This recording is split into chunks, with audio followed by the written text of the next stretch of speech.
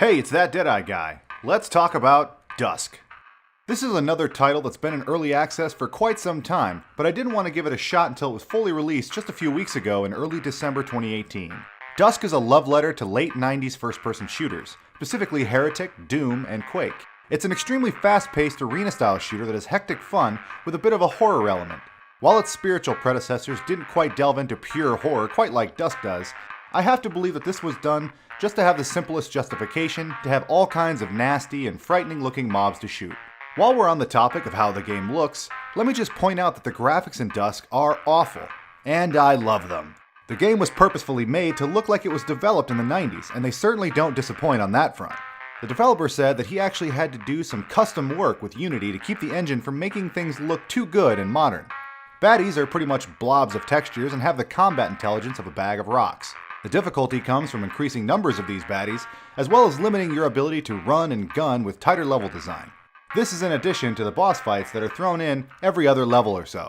The high-octane pace of the game is really something you don't see too often in FPSs these days. Bunny hopping around each map in DUSK at hilarious speeds remains fun, especially when engaging fights. You move absurdly fast and none of the enemy's attacks are instantaneous, with the exception of the melee ones. You can see all of the projectiles coming at you, so when you get hit, it's pretty much always your fault. Because of this, the times that I died weren't an unsatisfying experience. I knew I screwed up, and because I was focusing more on shooting rather than dodging, I died, hoping to just tank through the damage that was being done to me. When I came back to the fight, I would change up my strategy a little bit and be more careful, and then I'd be able to clear it.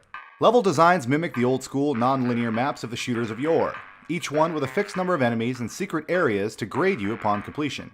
I was always terrible at finding secrets in these types of games. When I occasionally do notice something, it's pretty satisfying. The levels themselves are mini arenas that require you to locate various colored keys to open their respective doors and progress. This type of gameplay would be immediately familiar to longtime FPS fans.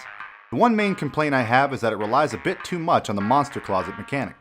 That is, in many parts of each level you'll be at a switch or a door that you'll need to flip to progress, and the floor will fall out, dropping you into a pit of baddies, or some secret doors will open, immediately surrounding you by bad guys.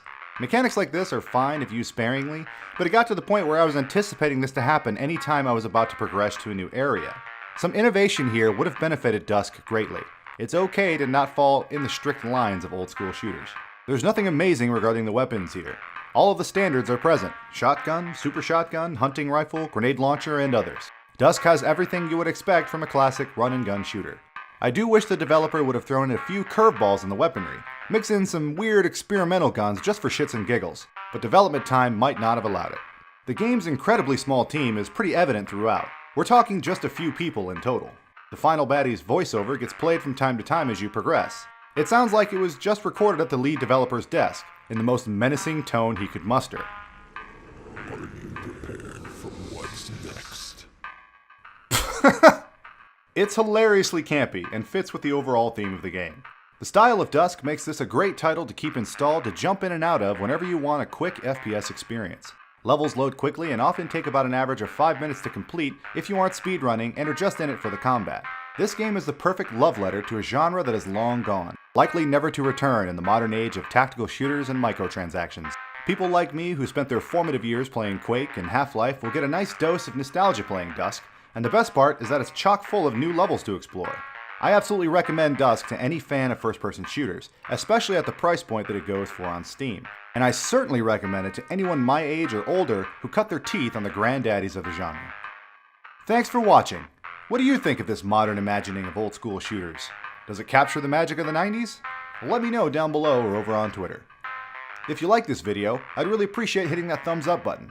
And if you want to support the channel, why not hit that subscribe button as well and stick around for upcoming content. Until next time.